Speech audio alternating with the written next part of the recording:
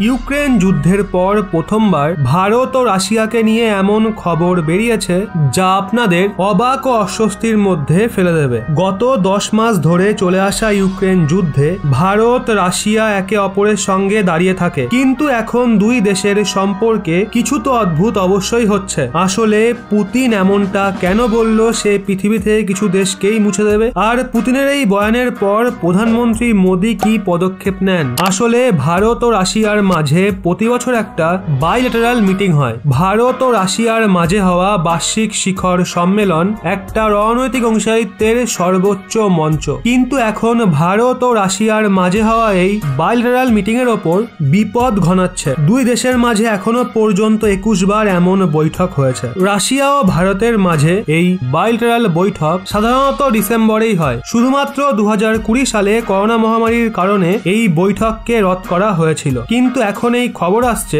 Ukraine যুদ্ধের প্রভাব এই বছর হতে চলা ভারত ও রাশিয়ার বার্ষিক বৈঠকে পড়তে চলেছে। দাবি করা হচ্ছে এই বছর প্রধানমন্ত্রী নরেন্দ্র মোদী রাশিয়া যাবেন না। আপনাদের মনে আছে গত বছরের বৈঠকের জন্য পুতিন দিল্লি এসেছিলেন, আর এই বছর পিএম মোদীর রাশিয়া যাবার ছিল, কিন্তু এখন এটা হতে দেখা যাচ্ছে না। মিডিয়া রিপোর্টে দাবি করা হচ্ছে রাশিয়ার রাষ্ট্রপতি দ্বারা ইউক্রেন যুদ্ধে পরমাণু হামলার প্রয়োগ করা হুমকির পর এখন মোদী ও পুতিনের মাঝে সাক্ষাৎ হয়তো হবে না। আপনাদের মনে করিয়ে দিই, কিছু সময় আগে চীন ও পুতিনকে পরমাণু বোমা না ব্যবহার করার সতর্কতা দিয়েছিল, আর এখন এমনই কিছু সংকেত ভারতের তরফ থেকে দেওয়া হচ্ছে। পিএম মোদী রাশিয়া না যাওয়া এক প্রকার রণনীতি, নাকি ভারত রাশিয়াকে সত্যি একটা কড়া সংকেত দিতে চায়, সেটা এখনই বলা তাড়াহুড়ো হবে। এক আধিকারিকের মতে ভারত ও রাশিয়ার মাঝে সম্পর্ক তো মজবুত, কিন্তু এমন সিচুয়েশনে বন্ধুত্ব দেখানো মোদীর জন্য লাভদায়ী হবে না। এর জন্য হতে পারে সাংকেতিকভাবে পিএম মোদী তার রাশিয়া যাত্রা রদ করে দিয়েছেন।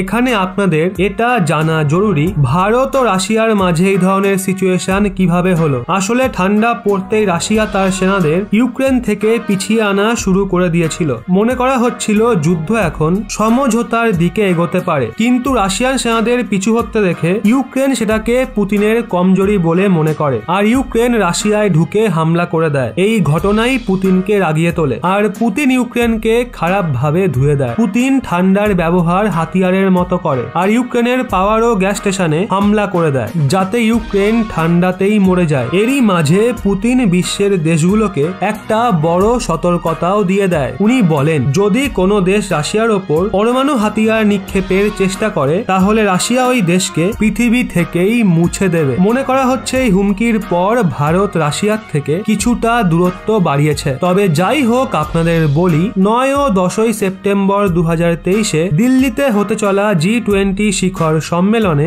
রাশিয়ার রাষ্ট্রপতি ভ্লাদিমির পুতিন অংশ নেবেন। তো বন্ধুরা, এই সম্পূর্ণ বিষয় নিয়ে আপনাদের কি মতামত নিচে কমেন্টে অবশ্যই জানান, আর এরকমই লেটেস্ট ইনফরমেটিভ ভিডিও পেতে অবশ্যই সাবস্ক্রাইব করুন রহস্য বাংলা।